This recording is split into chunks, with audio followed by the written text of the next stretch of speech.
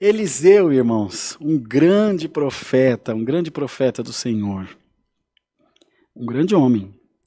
E um homem de uma grande ousadia espiritual também, há que se considerar. Elias, antes de partir, disse a ele, olha, eu vou ser arrebatado, vou ser tirado de ti, Deus me vai levar, então me pede o que você quer. Então Eliseu pensou, bom, eu já sei que vou ter que ficar no teu lugar, vou ter que te suceder. Eu quero porção dobrada do que há em ti e em mim. E Elias disse, seja feito conforme a tua palavra. Quando Elias foi tomado numa carruagem de fogo, foi elevado aos céus, a Deus, a capa de Elias caiu sobre Eliseu.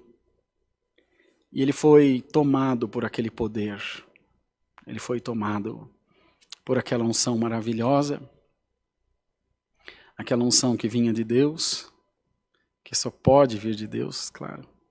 Pois o Senhor é aquele que tem todas as coisas nas suas mãos.